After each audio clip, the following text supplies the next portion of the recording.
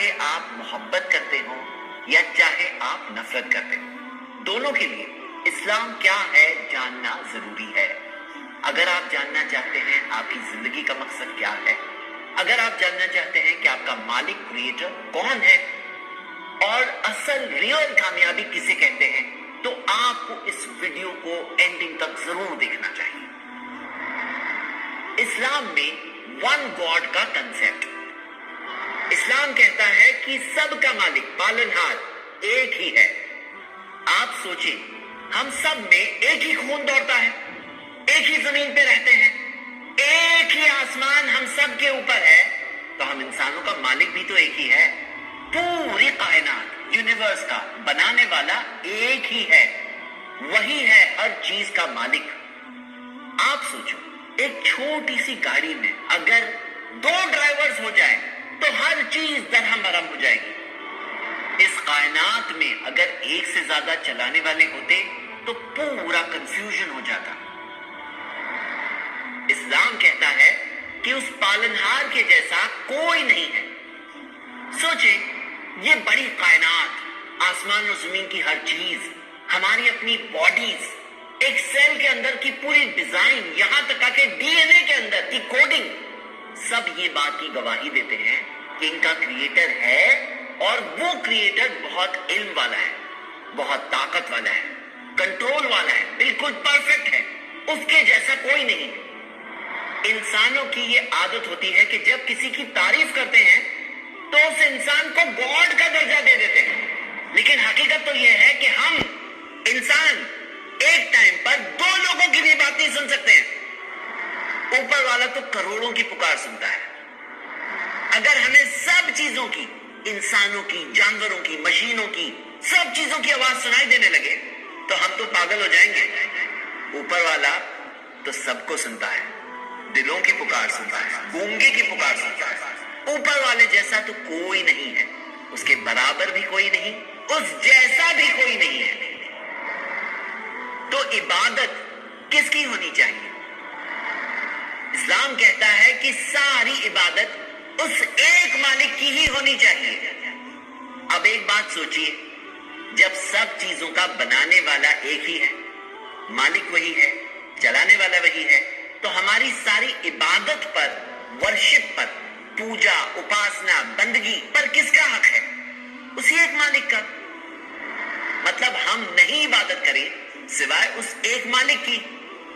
اس ایک مالک کو عربک میں ہم اللہ کہتے ہیں، جو سارے انسانوں کا مالک ہے، آپ کا مالک ہے، میرا مالک ہے، ہر چیز اسی کی دی ہوئی ہے۔ اسی چیز سے زندگی میں سکون ملتا ہے، پیس آف مائنڈ ملتا ہے۔ ایک مثال ہے، آپ سوچئے، اگر ایک شخص ہے جس کا ایک باس ہے، اسے ایک باس کی بات سننی ہے، اور ایک اور شخص ہے اس کے 10 باسز ہیں، سب الگ الگ ڈائریکشن دیتے ہیں، دونوں میں سے کس کے پاس پیس آف مائنڈ ہوگا؟ ہمیں صرف اسی کی عبادت کرنی چاہیے، ورشپ کرنی چاہیے، اور جو عبادت بھی ہم کرتے ہیں صرف اسی کی خوشی کے لیے کرنا چاہیے۔ ہاں، اچھے نیک انسان ہوتے ہیں جن سے ہم اچھی چیزیں سیکھ سکتے ہیں، وہ ہمارے لیے انسپریشن ہے، لیکن ورشپ ان کی بھی نہیں، عبادت ان کی بھی نہیں، ان کے بنانے والے ایک ایسا گناہ جو ہرگز معاف نہیں ہوگا۔ آپ سوچو، جب سب کچھ اس ایک مالک کا دیا ہوا ہے اور ہم عبادت کسی اور کی کریں، ورشپ کسی اور کی کریں، ہم دوسروں کو اس کا پارٹنر بنائیں جبکہ اس کا کوئی پارٹنر نہیں، تو یہ کتنی غلط بات ہے۔ یہ تو ایسا ہے جیسے کہ اس ایک مالک کے ساتھ غداری کیے، اس کی زمین پر رہتے ہیں، اس کا دیا ہوا کھانا کھاتے ہیں، ساری نعمتیں اس کی دی ہوئی، اور ہم عبادت کریں، ورشپ کریں دوسروں کی۔ یہ اس زمین پر ہونے والا سب سے بڑا اپرادھ، انفورگیویبل سن ہے کہ ہم اس ایک مالک کے ساتھ دوسروں کو شریک کریں، پارٹنرز بنائیں۔ ایک ایسا گناہ ہے جو کبھی معاف نہیں ہوگا۔ موت کے بعد زندگی، اسلام سکھاتا ہے کہ مرنے کے بعد زندگی ہے۔ یہ زندگی ایک ایگزام ہے، اور ایگزام کا رزلٹ تو آنا ہی ہے۔ مرنے کے بعد ہمارا رزلٹ آئے گا. آپ سوچو, جس نے ہمیں پہلی بار بنایا, کیا اس کے لیے ہمیں پھر سے بنانا کوئی مشکل کام ہے؟ جس نے اتنی بڑی دنیا بنائی, اتنی بڑی کائنات بنائی, یونیورس کو بنایا, کیا وہ ہمیں پھر سے نہیں بنا سکتا؟ جو زمین کو سوکھ کر مردہ ہو جانے کے بعد اسے بارش کے ذریعے زندہ کر دیتا ہے اور زمین پھر ہری بھری ہو جاتی ہے, کیا وہ ہمیں پھر سے نہیں بنا سکتا؟ ایک دن آئے گا جس دن پورا انصاف ہوگا انسانوں میں. اچھوں کو اچھائی کا انعام ملے گا. جنت ایک ایسی جگہ جہاں ریئل خوشی ہے, جہاں ہمیشہ رہیں گے. اور اگر برا کیے ہیں, حق کو دیکھ کر سمجھ کر, سچائی کو دیکھ کر سمجھ کر انکار کیے ہیں, تو اس کا انجام بھی ہمارے سامنے آئے گا. جہنم ایک ایسی جگہ جہاں موت ہر طرف سے آئے گی لیکن کوئی انسان نہیں مرے گا. جہاں سزا ہر طرف سے ملے گی لیکن ایک انسان پھر نہیں مرے گا. یہی سچائی سارے انسانوں تک پہنچانے کے لیے اوپر والے نے انسانوں میں سے ہی ایک انسان کو چنا. ایسے چنے ہوئے انسانوں کو رسول, پیغمبر, میسنجر, مارگ درشک بنایا. ان کے پاس فرشتوں کے ذریعے اللہ کا پیغام پہنچا اور انہوں نے انسانوں تک سچے پیغام کو پہنچایا. 1400 سال پہلے آخری پیغمبر محمد صلی اللہ علیہ وسلم کو عرب زمین پر بھیجا گیا. ایک ایسے انسان جنہوں نے زندگی میں کبھی جھوٹ نہیں کہا, امانت دار, ہائیسٹ لیول کا کیریکٹر رکھنے والے. آپ پوری زندگی دیکھ سکتے ہیں. میں آپ کو صرف ایک مثال دیتا ہوں. ان کا ایک بیٹا تھا, ابراہیم.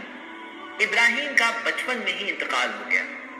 جس دن انتقال ہوا اسی دن سورج گرہن ہوا. لوگ کہنے لگے کہ یہ سورج گرہن ابراہیم کی ہی موت کی وجہ سے ہوا ہے, سورج شوق میں ہے. سوچو, اگر کوئی جھوٹا انسان ہوتا تو ایسے موقع کو کیا جانے دیتا؟ اپنی بڑائی ثابت کرنے کے لیے یہ بات کہتا کہ ہاں سورج میرے بیٹے کے انتقال پر گرہن کر رہا ہے, اور اپنی بڑائی ضرور ثابت کرتا.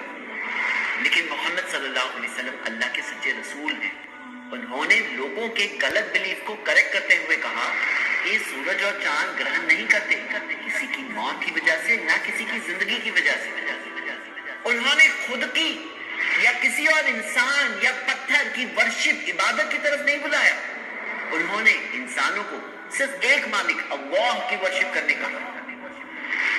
خود تو انہوں نے بہت ہی کم, منیمم سے گزارا کیا, لیکن دنیا میں ایک بہت بڑا چینج لایا کہ آج تک ان کی ٹیچنگز کا اثر 200 کروڑ سے زیادہ مسلمان محسوس کرتے ہیں, اور انسانوں میں سب سے زیادہ محبت انہی سے کرتے ہیں.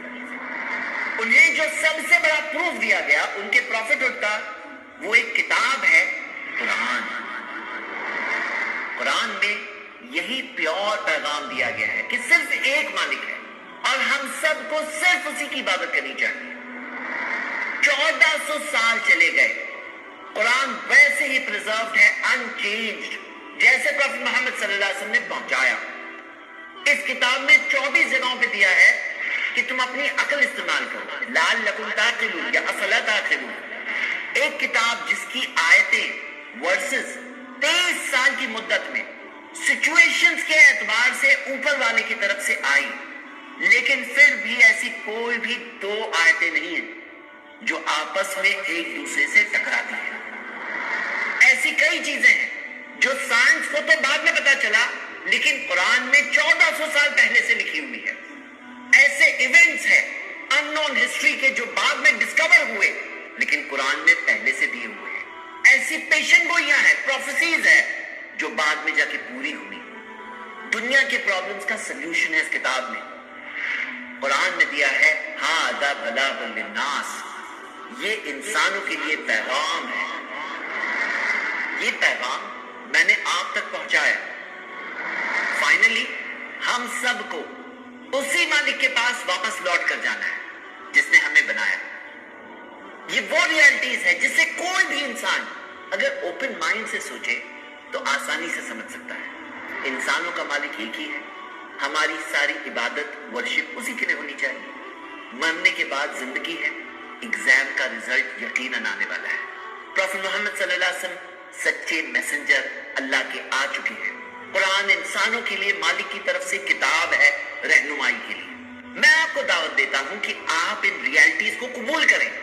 ऊपर वाले का हम सब पर बहुत बड़ा एहसान है।